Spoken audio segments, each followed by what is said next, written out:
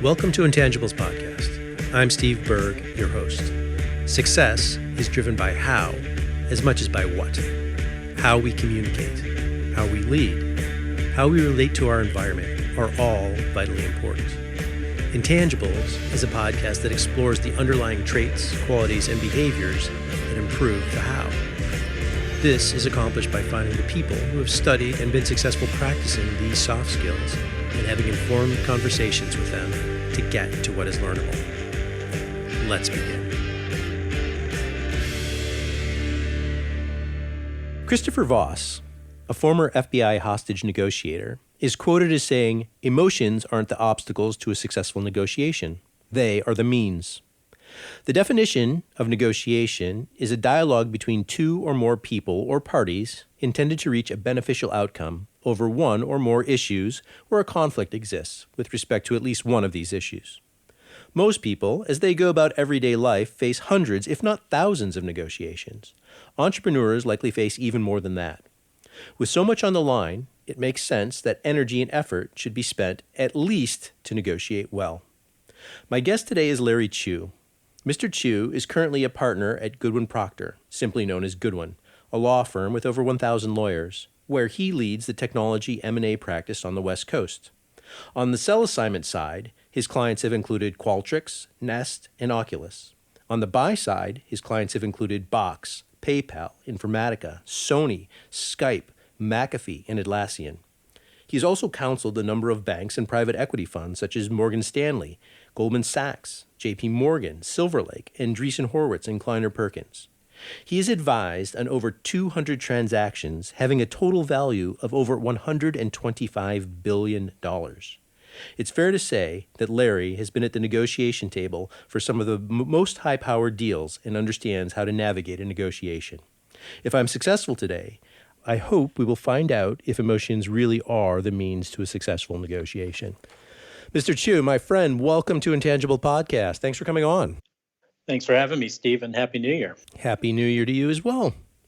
So this is a hugely important topic, and my list of questions is a little longer than normal, as I was mentioning. So feel free to say as much or as little as you like on each one of the topics. Let's first just talk a little bit about how you view negotiations. I'm going to start by throwing out three related questions, and you can pick and choose what you think is important. The questions are this.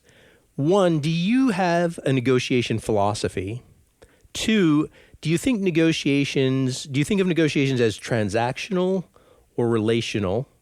And 3, do you negotiate everything all the time, or do you just put on your negotiation hat when you sit down at the table to do a contract? Yeah, I'll try and touch on all three of those, Steve. I think the first one was negotiation philosophy. Yeah, that's right. I think definitely there is one, and from my perspective, to be sort of thoughtfully strategic is one of the tenets I always try and counsel my clients to have that as in terms of part of their mindset when they approach a negotiation. And if you think about that term, it's diametrically opposite to one of the old Silicon Valley adages, which is move fast and break things. So to be thoughtfully strategic, you need to have a plan. You need to be prepared. You need to be informed, and you need to be empathetic to whoever's on the other side of the table. And that often is not just one person. It could be a whole constituents of people. Yeah. So that's sort of how I approach negotiations. I mean, you can't just sort of rush in and dive in and let's just put everything on the table, which I think is one of the other questions that you had. Yeah. You sort of have to spend some time really understanding who's on the other side of you and what motivates them. At the same time, they ought to understand what motivates you and what's driving your desire to get a potential deal done. Yeah, we're going to definitely put a pin in that word empathetic, because I'm sure that's going to come back in the conversation. So it sounds like based on that answer that the answer to your second question would actually be you're much more relational than transactional. I think that's right. I mean, there's as you intimated at the top of the discussion, people face hundreds, if not thousands, of negotiations every day. Some of those are merely transactional, right? If you're buying a stick of bubble gum from, a marketplace where you can negotiate the price, you're simply buying a widget or buying something, and you know what you need. It's very simple. There's not many facets to it. But when you're talking about negotiating the sale of a company or something much more complicated, it's definitely relational. There are many factors and forces at work. I always use this sort of analogy when I lecture about this topic. And, negotiating an M&A deal is often like dating. I mean, you've got, your goal is to find someone that you're attracted to and you're compatible with. But there's a whole bunch of other things surrounding that that need to be solved for and you need to get comfortable with. And so it's not as simple as just being transactional. These are real people and real issues on the other side of the table. Yeah. So as as I was thinking about this going in, I was wondering to myself, man, if somebody that's going to be on the other side of the negotiation table from you at some point in the future hears this, are they going to gain an advantage? But as you speak about it, I think the answer is no. I think they probably benefit from hearing your thoughts on this in advance, because that will inform how they step up to the table. Yeah, let's sort of maybe start by breaking a stereotypical view of what a negotiation is. I mean, many people sort of think it's, I win, you lose, or like, how can I get, the best deal for me? That's a sort of very one-sided view. I mean, if you look at the etymology of the word negotiate, I mean, it means to get something done in the context of a business. And so a successful negotiation doesn't mean that one side won and the other side lost. It's sort of navigating or negotiating, or that's another, use of the word, of the right path to a best set of successful outcomes for everybody who's involved. And notice I said set of successful outcomes, right? Because there's going to be a number of different issues involved. So you're not going to win them all, but what's the best set of outcomes for both sides? Right. There might be a way to optimize both sides, I think, is what you're saying. Yeah. All right. So look, there are some what I'm going to call subtopics that I want to get your opinion on. Again, interest of time, I'm going to give you a couple of questions on each subtopic, and you're going to pick and choose if that's okay with you. Sure. So first subtopic is, I guess, what I'm going to call pre-negotiation. In my mind, this is what happens before one ever engages. And I've read that if you're a seller in particular, you should know going in kind of what your minimum acceptable deal would be. So the questions associated with that are, do you think you need to go in understanding the edges? And in your experience, does that actually always happen or not really? Yeah, I think that, what I always try and push entrepreneurs, founders, and executives to do is engage in this exercise of being reflective on what do they ultimately want when there's an exit. Because, 90% of at least the venture-backed companies I deal with, the outcome, where there's a liquidity event is M&A. It could be an IPO at some point down the road, but, by and large, it's M&A. And so just sort of like that saying from the movie Glengarry Glen Ross, always be selling. I always tell people, always be thinking about, what is a successful M&A exit look like? And it's not as simple as, hey, we want to sell for a big number, right? Because, it's an exercise in thinking about why did you embark on this journey in the first place? And the answer for many entrepreneurs is very different sometimes. Some people do just want to make a lot of money, and that's fine and good. We all live in a capitalist society. But some people want to build a, world-changing technology. Some people want to leave a legacy. Some people want to be inspired and work with, really brilliant people around the table. So again, as you see when you peel back the onion, there's lots of different factors. And as you say, you really need to sort of reflect on those things because it's not all just about getting, a big number at the end of the day. It's about, could be about taking care of your team, could be about, ensuring that, your technology that you built gets out to the world. So define those edges, define those constraints on your side. And when you're clear on those, only then will you be prepared to engage in a discussion with the other side about what their constraints and their needs and wants are. Yeah. So, I mean, I think that inspires a follow-on. I think you're right. There are wants and there are needs. Do you engage in any exercise with your clients about how to kind of define and rank order wants and needs, or do you kind of figure that out as you go along?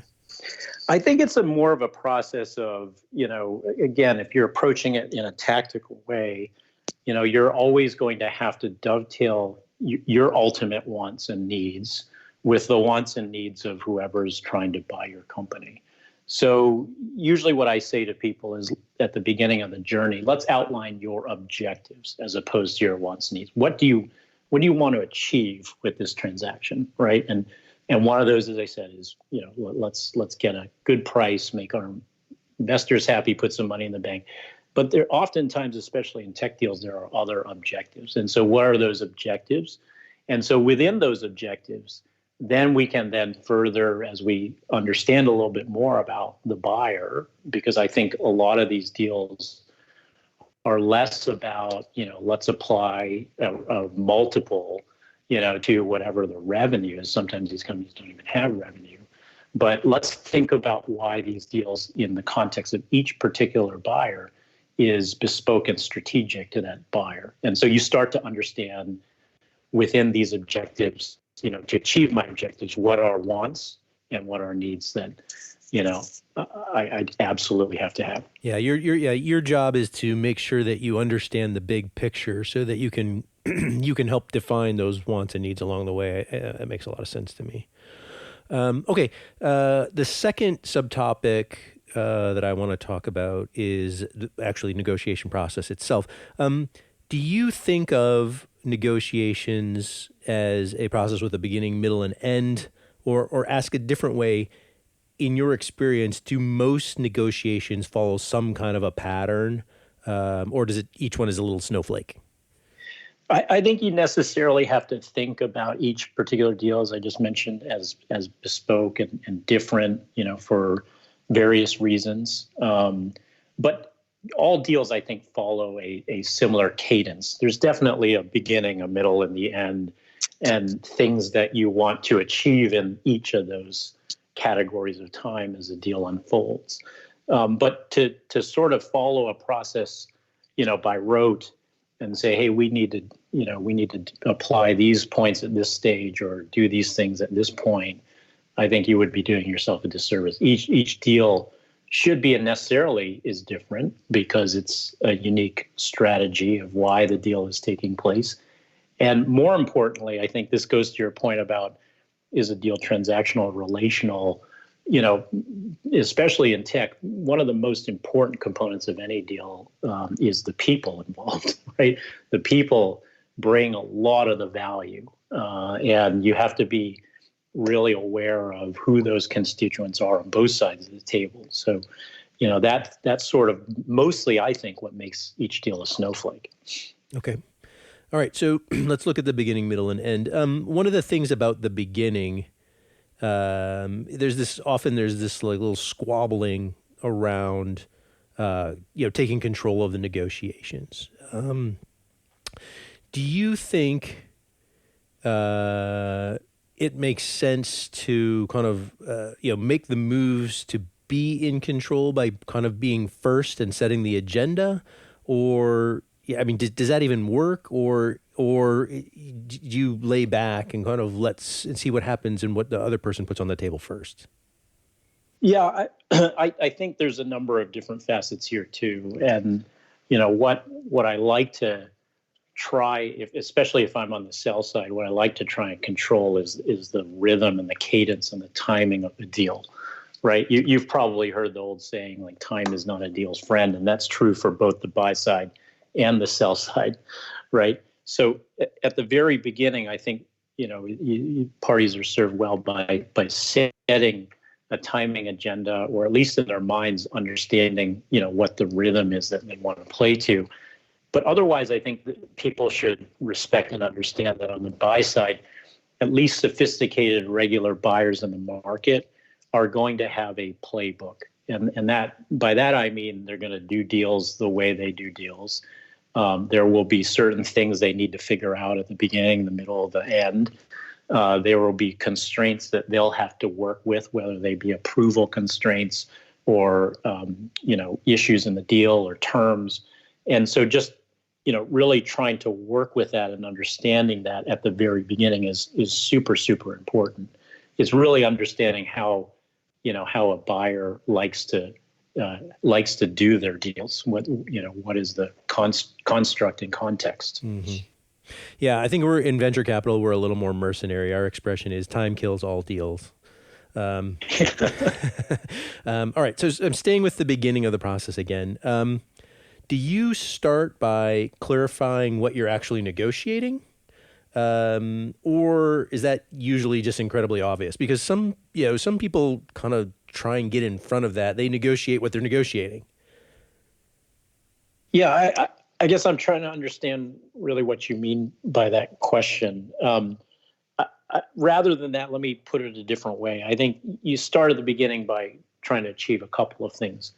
One, really understanding the strategic import, or what's the level of interest in this deal? Why is it exciting to a buyer?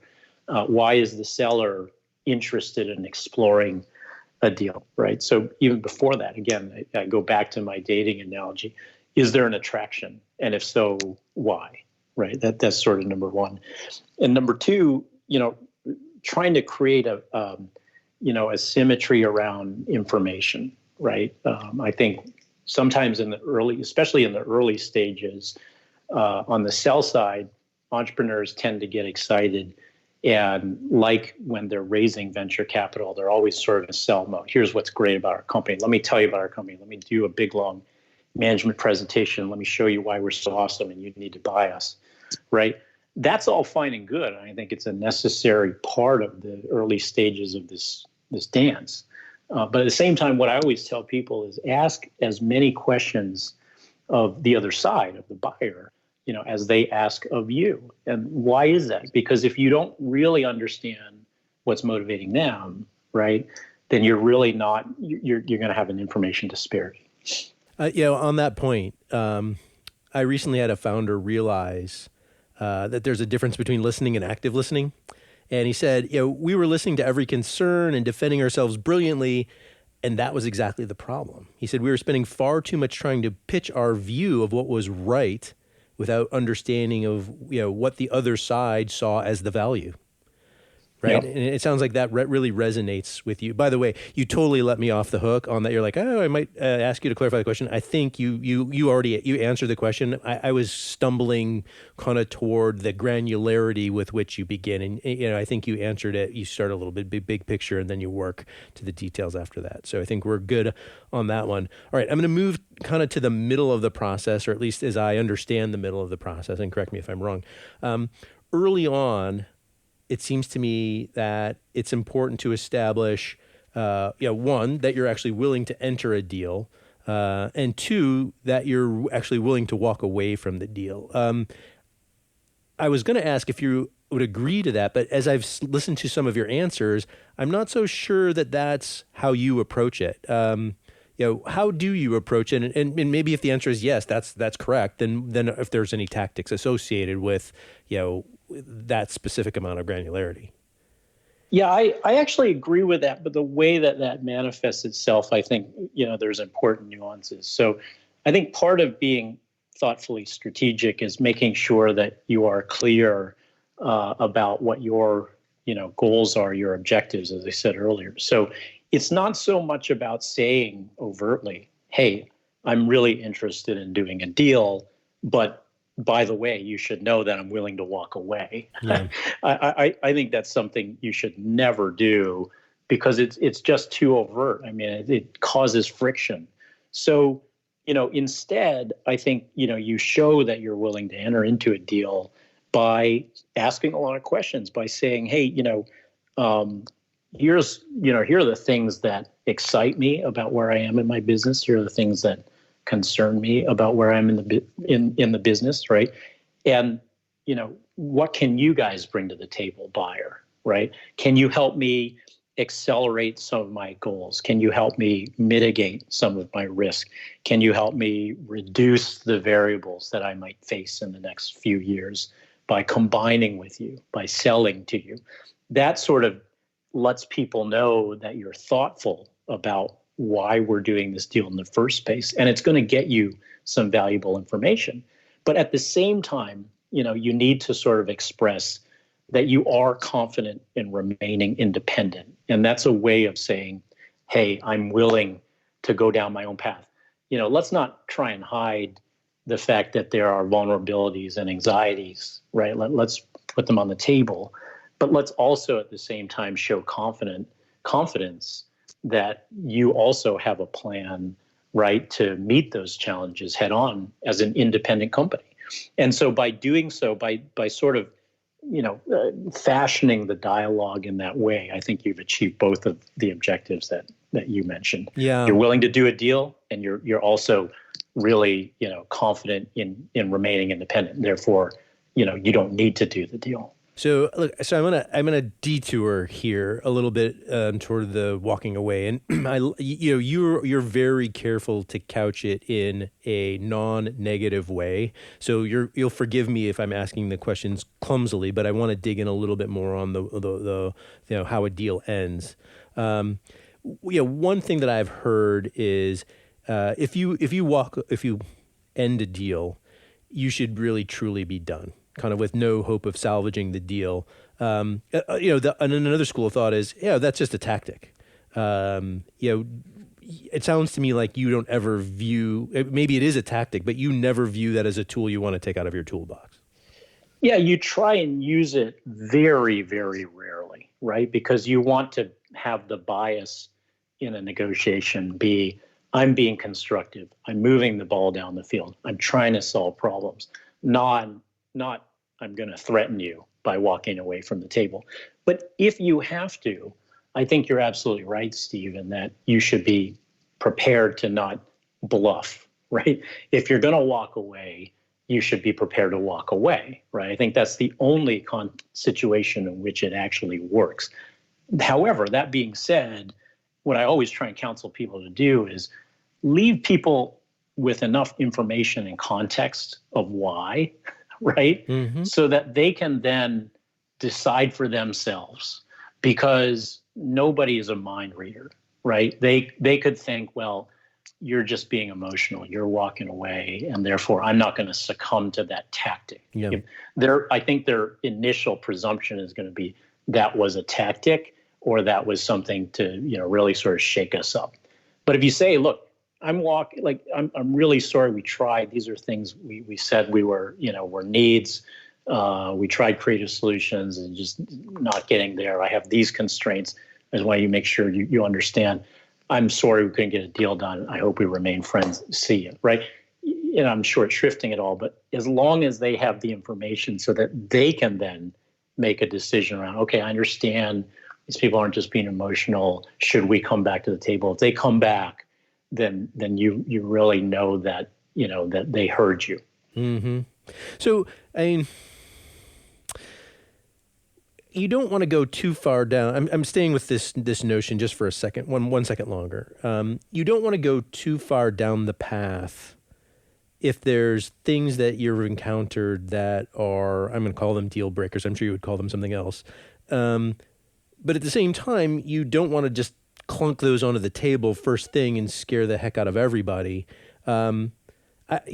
What in this process, as we're talking about the notion of walking away, you're probably thinking it's better to get to know more quickly. When do you think you put these must-haves or deal breakers, as I'm calling them, on the table?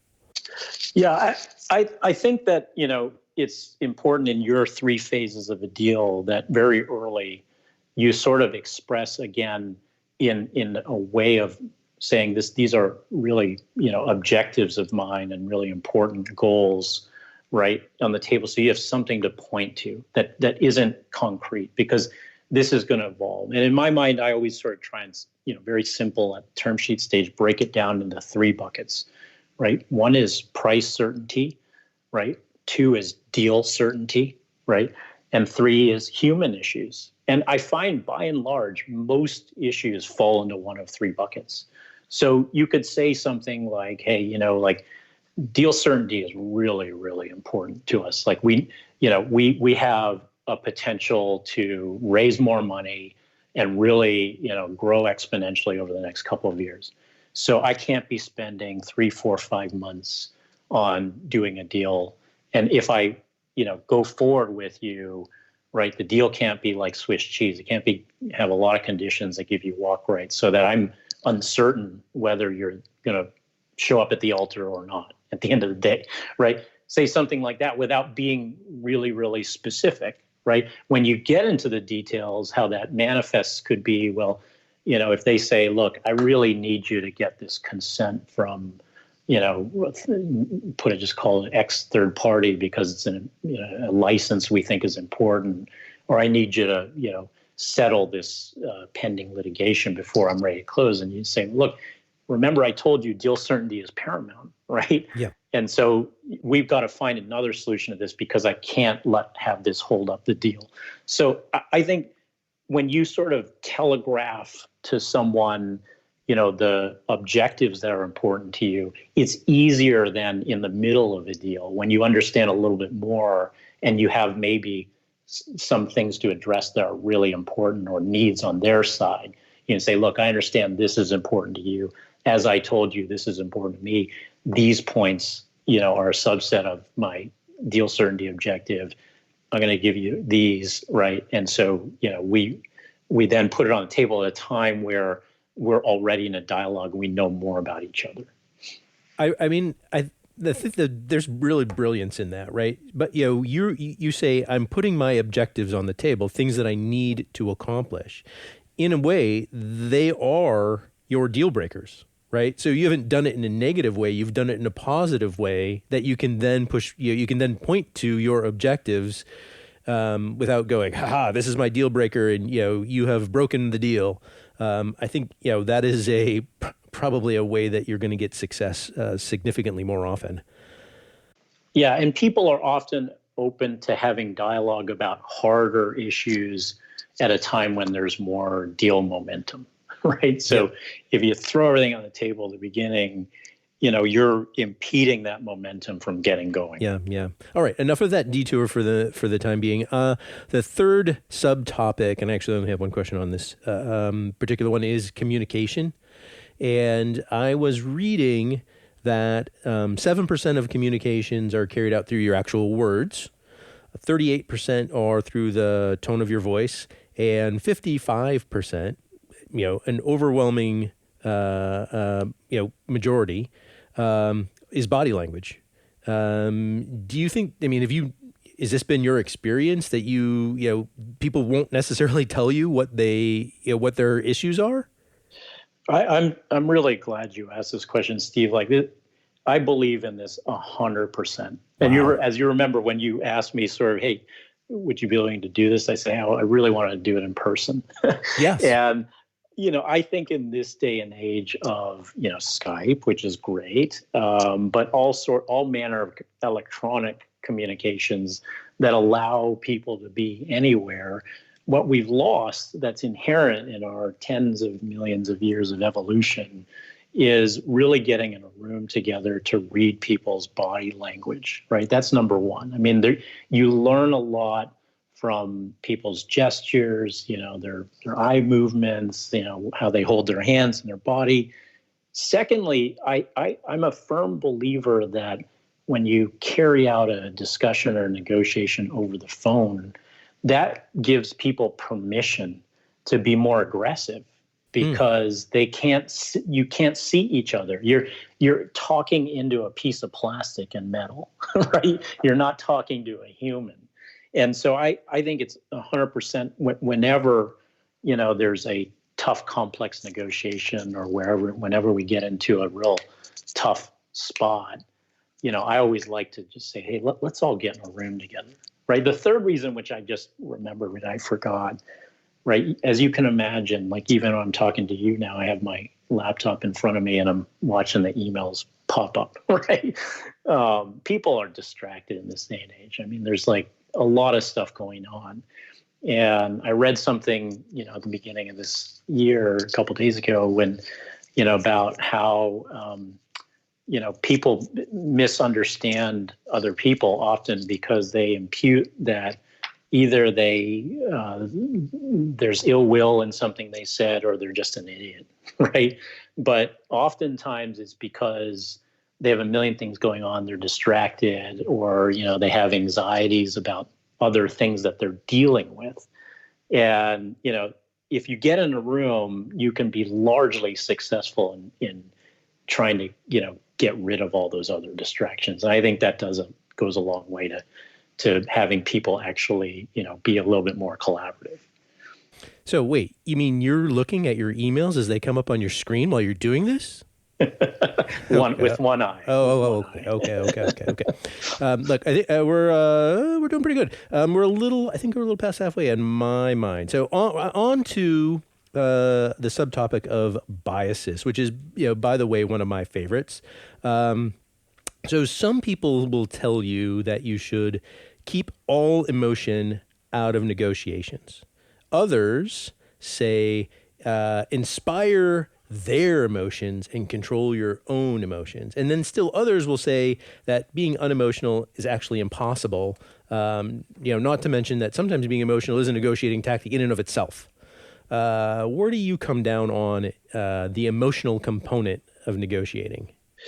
Yeah, there's a lot there to unpack. I think, number one, I always tell people, like, be your true self, right? Because again, we're really good at picking up when folks are suppressing their true selves. I mean, a lot of people now know that meme that's gone around and how to identify a fake smile, right? It's in your mouth, it's not in your eyes, right? So again, there's tens of thousands or whatever millions of years of programming are behind that. So be yourself. I mean, if you are an emotional person, then you have to understand, how to control yours, as you said, and inspire theirs. But use your emotion to show that you're excited about the deal, or use your emotion to show that you're upset about a point, right? Like that shows genuineness. And I think, that's a great thing to bring into a negotiation, because what does that do? When you are your genuine self, you build trust, because people aren't thinking, is this person just putting on this poker face? Like, who are they really? And to my point earlier, especially in a lot of tech deals, it's about the people, right? And you have to understand the people that you're bringing on board and what their personalities and emotions are. So I think that's number one. Number two, I think that, you mentioned Chris Voss earlier. I've actually, it was funny because when you mentioned him earlier to me, I had not really studied any of his writings or teachings, but I have since sort of looked into it.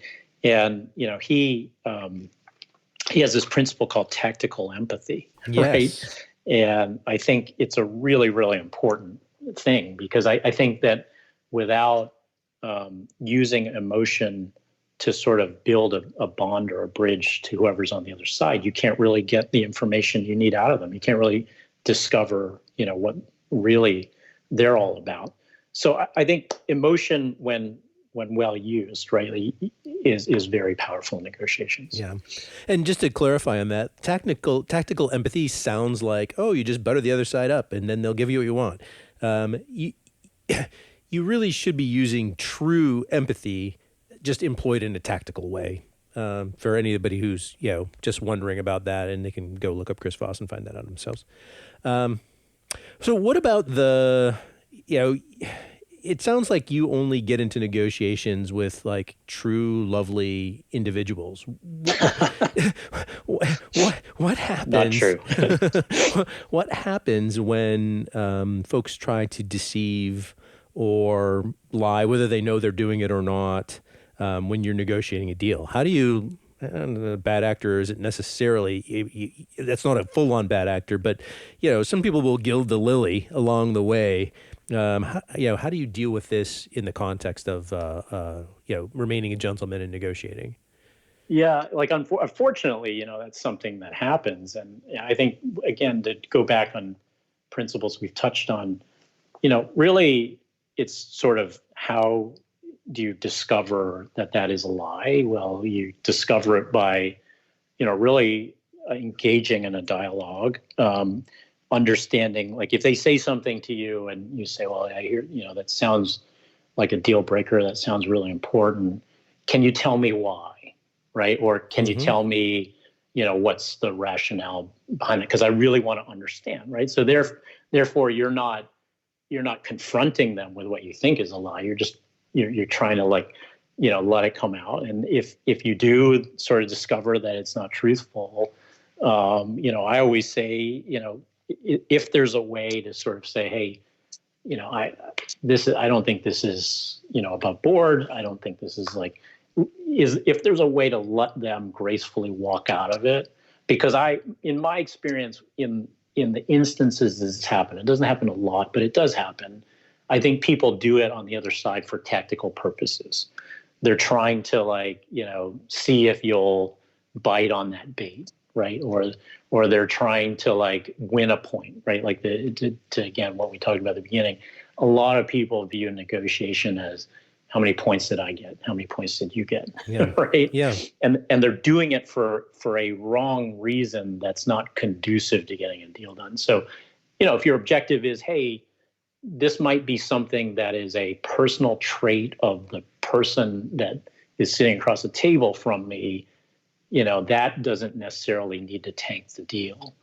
But again, if it's endemic of an organization or if it's a widespread lie, I think that's a giant red flag to walk away. Yeah. Yeah.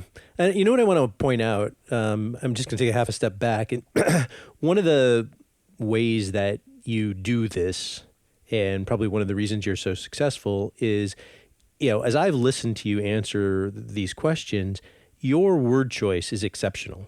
Right? You don't use punitive words if you don't have to. You emphasize positive things. You've got the objective of moving the ball forward. I think that, and I just want to point it out because I think that is a great piece that hopefully people will take from this as they go forward is, it's not only what you say, it's how you say it. And, you're so refined at this aspect. And by the way, I think this is something that people can learn to do. Yeah, absolutely. I'll give credit where credit is due. My wife is a linguist, and so I learned all that from her. Before that, I was a barbarian with my words. Well, Christy, if you're listening to this, thank you very much.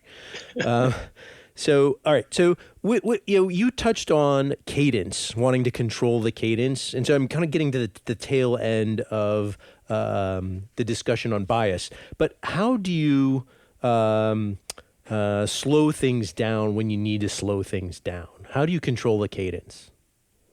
Yeah, I think, slowing things down, you can be very transparent about it. And literally, this is one instance where, you're not saying I'm going to walk away, right? You're saying, hey, I think we both need some room, or I need some room. And you can always sort of, blame the many constituents on either side of the table, right? If you're on the buy side, you're going to have a business owner, you're going to have technologists, you're going to have corp dev. If you're not corp dev, you're going to have your board. On the sell side, you're going to have your investors and your board, right? You're going to have your co-founders. So I think that's always easy. And again, sticking with the principle of always explain why, right? And usually you're not going to slow things down or speed things up arbitrarily, right? Usually the indicator is, hey, we've gotten to a point where we're finding difficulty in a path forward, or, more usually, emotions are running high. I think we need some space, right? So, in that latter instance, you can address it a couple ways. You could do what I said earlier, which is maybe we've been spending too much time, in personal and on the phone. Maybe we should take a couple days and gather and, pick your city, right? But as long as you sort of explain why, I need some time to reflect on these points. I think it can be very helpful to a process. Yeah. I find, more oftentimes the buyer, if you're on the sell side, they want to continue to do due diligence till every rock is turned over, Yeah. right? Yeah. And you're like, hey, this is getting really distracting to my business, and it's been going on for a long, long time. So you sort of want to speed things up, Yep. right? Yep. And you can do that in a couple of ways, right? Like, again, you can get in a room, and that usually forces people to come to compromises on things. But also, again, this sort of goes back to an earlier question around just understanding both sides. I always say you're trying to manage really three things in a deal. You're trying to manage, first of all, understand and manage constraints, right? What are the constraints, the real constraints on the other side? You're trying to manage personalities and biases, and you touched on that already, right? And you're trying to manage constituents. And that third one, we didn't talk about a lot, but understanding who the players are. Like I said, on the buy side, there's usually a business owner, there's a technology column, there's corp dev, there's the ultimate C-suite. And sometimes you can speed things up by going to the right constituent, usually it's the business owner, and saying, hey, in order to get maximum impact from this deal, we really need to announce it by X, like fill in the blank, in the next couple of weeks, right? Because I'm feeling, that momentum is slowing my business because my salespeople aren't paying attention, and everybody's wrapped up in due diligence, or there's a conference, or set an objective and appeal, to someone who's at the 100,000 foot level. Hey, we're going to get maximum. Let's get this done. And then the tone from the top, right, will dictate the pace of the deal, right? If someone calls up and they're the business owner or they're the CEO and they say, I really need this deal done in a couple of weeks, right? Then everyone starts to get moving. Whereas you try to do it from bottoms up, it has less of an effect. Yep, sure. It's a good answer. Before I leave, Bias, and this is, if there's no answer to this question, then we'll just leave it at that. I'm a big fan of Daniel Kahneman, and that's why Bias is such a favorite of mine. I just wanted to ask you, are there any other common negotiation biases that people should look out for? Kind of the one or two off the top of your head that are kind of big ones, or you can potentially have a big impact on a negotiation. Oh, geez, I'm a fan of Daniel's as well. There's a lot. Should we reserve it for another discussion? No. Let's hit on two or three. I mean, look, one of the biggest heuristics is people are making logical decisions with complete information, and that's just not true in the majority of cases. Right. There's like, if you think of sometimes how deals, especially again in the technology space, come up, it's a buy versus build question. And even if you approach it logically and say, my technology is superior, this is going to be much better for you in the end because we built it the right way, so you should buy, right? There's often, A, they might not know your stack well enough. B, it might be a pride thing. Like, you got to think about, like, their engineering team, if it's a buy decision from up high, means that someone decided that we failed on the build, right? So again, going back, like, that's people aren't often making decisions in a logical way or with full information. In fact, I would say, in fact, that good logic oftentimes actually causes the other side to entrench.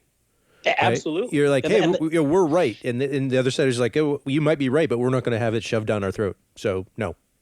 Exactly. And that's, why back to those sort of three things you need to manage for is, like, personalities and constituents on the other side, and, like, who's making decisions and why. Another one is that I'm seeing come up a lot often because as you know, valuations have been soaring for the last 2 or 3 years, especially in enterprise software. And, when you have a valuation gap, one of the technical tools you often use to bridge that gap is to impose an earnout. And an earnout just means that some of the purchase price is contingent upon the achieving of certain goals. And, you can say to the target, well, look, you're going to get rewarded handsomely if you achieve all these goals and you hit the earn out, and there's going to be massive amounts of money paid to you. But, there's oftentimes a planning fallacy in there, right? Which is like, people often think that the achievement of goals is going to take a shorter period of time, than it actually does. And that's because everybody's always hopeful when they enter into a deal. They're hoping the best for the outcome, and this is going to be transformative, right? And so when you negotiate something like that in a deal structure, you really got to take a step back and go, like, really, what can we do? Because, if you sort of buy into the buyer's planning fallacy, and you sign up for these goals that you can't hit, then you're going to end up in a dispute over the earnout, right? So that comes up a lot. Yeah. Okay. Helpful.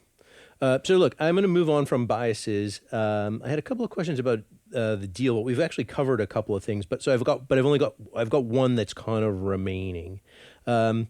So there's this notion in negotiations that is almost kind of like horse trading, right? And that you should always trade value for value, like value for value, or I guess more value for less value. Does that actually typically happen in practice? I think that's a true statement, but what I would say is value's in the eye of the beholder, right? Like when you say value for value, I think literally you mean things that are quantified by dollars, by money, right? For other monetary things, and I think that you can always sort of characterize something as of high value, right? Like I said, if this acquisition accelerates a buyer's business plan by a couple of years, right? Tech moves at the speed of light, if not faster. And, I mean, you can then back into a dollar figure that sort of saves them because they're going to be out in market making revenue. But it's really, the value of speed, right? So I do think you can stretch that, within the context of the deal that you're talking about. All right. So I'm going to speed up a touch here. The next kind of subtopic I want to get to is leverage. And I'm going to start out with Michael Porter on this. He says that the strongest competitive advantage going into negotiation is bargaining power. And that comprises, one, the knowledge you have, two, the alternatives that you have to actually buying from or selling to the other side. Could you talk a little bit about competitive advantage, in terms of the negotiation, like when you go for in it with a position of strength versus when you go in as a position of weakness? Yeah, I think this is true, but as you can tell from our conversation earlier, I think knowledge is the most important thing that you ever have, right? And that means two things. One, knowledge about your own business and your strengths and weaknesses and the challenges you're going to face, but also knowledge of, why a buyer might be desperate or really, really need this asset, what's driving them, et cetera. So, again, it goes right back to you need to ask, a lot of questions. You need to understand the landscape. And that drives, without that knowledge, you can't assess the alternatives that you have, because alternatives are just different paths that you can take that have, a various number of risk-weighted characteristics. And, those alternatives are good or bad depending on the risk weighting you put on those characteristics.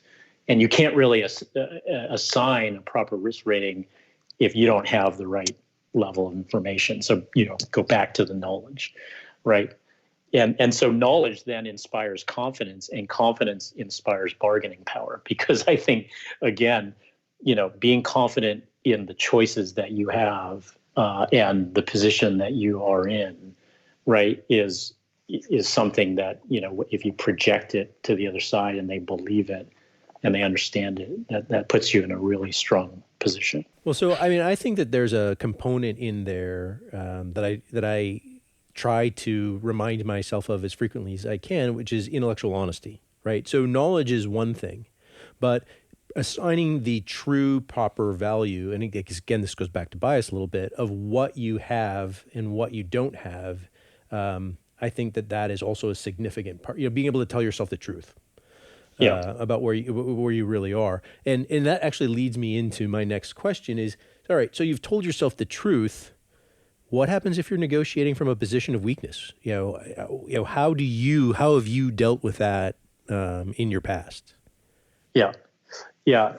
Like, again, we're all humans, right? And so I tend to be more optimistic than pessimistic. And I tend to believe people want to do good, or at least look good, right, in doing what they're doing, as opposed to do bad, right? So, if you think about that and you believe that premise, then try and take advantage of people's desire to do good, or at least look good, in a situation where you have, very little or no leverage, and you can always find something. So, look, I'm faced with these situations a lot. Companies like running out of money. Right. Yeah. And so, the buyer doesn't necessarily know the extent of that, but they're going to know that, you're running low on cash, because they're going to look at your financials. And so, think about how they can get what they want, which is ultimately to buy your company, right, without sort of you getting run over. And so, again, in the tech space, maybe this is easier because, again, people are a big part of the equation. And you say, look, you run out of money, everybody, in this day and age has other job prospects. They're going to go in 4 different directions, right? So what you lose is potentially the collective know-how of a team that's worked together for many years, right? You lose that. It's easier to, buy an intact business than try and pick up, scattered pieces later. Or you could say something like, hey, you're going to foster a lot of goodwill with our VCs and investors who are incubating companies that you will very likely want to take a look at. You're going to foster goodwill with founders and, entrepreneurs. If we get to a deal that's reasonable, and again, like, don't lie, be clear and transparent. It's like, hey, if you don't have any options, then you say, look, we don't have many options, but like, we want to make sure that this is couched as a good landing for everybody, right? So there's always sort of ways, if you have that dialogue open and you have that frame of mind, to find some things. And if they don't, then, look, you're faced with a person who's just wants to win. And, what can you do? You're out of options at that point. So I would say, by the way, on that in particular, like, this is, this is really where the magic happens. And, this is why you want a really good negotiator representing you at the table. So look, I have 2 kind of random questions, and then I'll wrap it up. The first is something around FOMA. And FOMA, I don't know, I imagine everybody listening to this knows it, but just in case you don't, FOMA is the fear, FOMO is the fear of missing out. Any comment from you regarding this with regard to negotiations? Yeah, I mean, there's definitely, that is a tool, that's a specter. Don't overplay your hand, right? Like, at least that's my negotiating style. But, a buyer has come to the table for a reason. They have a thesis in mind. They have interest, right? And back to my dating analogy, if you play too hard to get, then you're likely to lose the buyer's interest as well, right? Also, right, you could say, right, one ways to increase FOMO is to run a process and just tell them and say, I'm gonna go run a process, which means I'm gonna go talk to a bunch of prospective buyers. I'm gonna pick the best one. In some industries, that's a very effective tool. I'll just sum it up as like industries where you can put a traditional discounted cash flow model or some traditional way of valuing a business.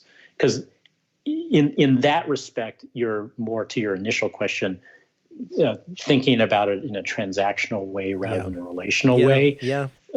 And in tech, where deals are much more strategic, I think can work counter to your objectives. Like, often what I say is the thread of a process is better than running a process, right? The thread of a process, if you couch it correctly, is better, in fostering FOMO, right? Like again, the dating analogy, if you meet someone who you're attracted to and they say, I'm just going to date a whole bunch of people, you're probably turned off Yeah. Yeah. rather than just thinking maybe they're seeing other people, It's, right? Like, it's clear that I need to write the word relational on the top of my paper in big letters and refer to it frequently, because I seem to constantly fall back into transactional. All right. So kind of last random question. So, there's the adage, never accept the first offer. Do you agree? I agree with that, but I would say it a little differently. I would say don't accept the first offer without full information. And, look, a deal is more than just a number. So someone might have genuinely come with a preemptive offer. And by that, I mean, they would have come with their best number, right? And you don't want to reject it out of hand because you think that there's more.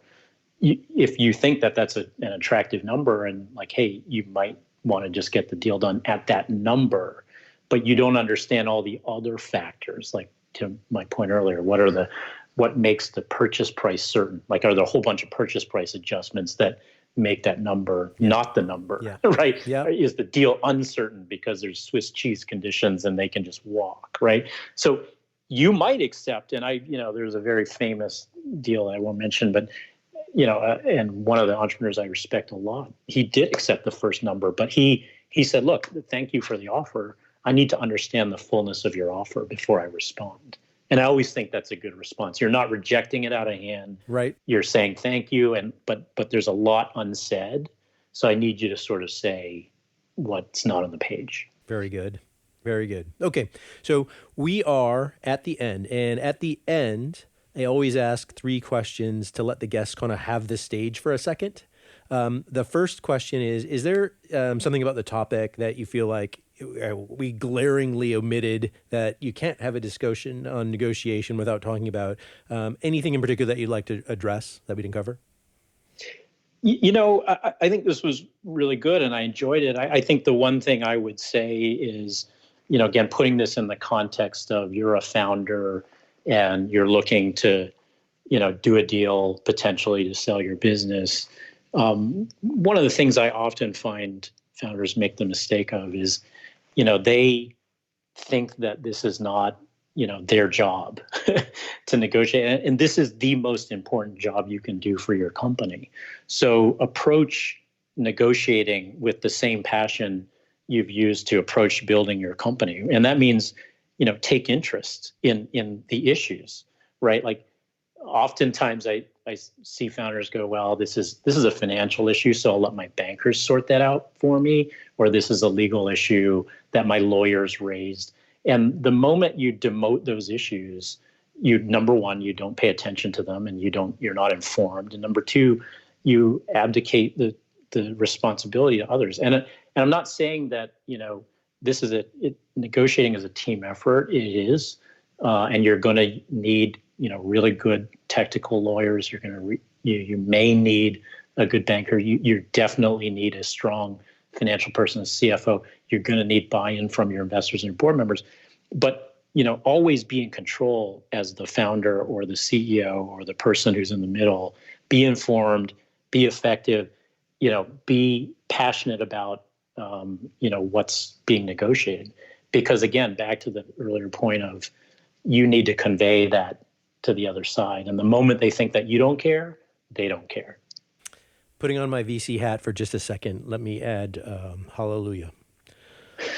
All right. So second question, where can the listeners of this podcast find you if they want to hear more or if they want to do business with you or something like that? Yeah. So, email has been the same email for 21 years, even though I've been in different places, but it's Lawchu. It's LAWCHU @Goodwin, law, one word, intangiblesproject.com. I think that there's a deep thoughts in there some places, by the way. All right, third, final question. Are there any materials, books that you recommend on this topic? We mentioned Christopher Voss, and he's got that book, Never Split the Difference, I think. And I think you told me about the masterclass. Anything else? That, and I got to give, hats off to you, Steve, for pointing that out, because, and this is a shameless plug in full disclosure, Masterclass is a client of ours, and it's a great company. But, I subscribed for it over the holidays, and I watched the Masterclass, and there's some real gems in there. So nice. I think it's great. I think anyone who's engaging in any sort of negotiation would be great to either read his book or watch that. Yep, perfect. Larry, let's end our discussion. Thanks so much. This has been really fascinating, helpful, certainly. I think it's a great conversation. Thank you. No, thank you again, Steve. I really enjoyed it. Appreciate it. This has been Intangibles. You can find this podcast on iTunes, Google Play, SoundCloud, and many other podcast platforms. You can also find it at its home on the web, which is www.intangiblespodcast.com. I'm Steve BERG. Thank you. Keep an eye out for the next episode.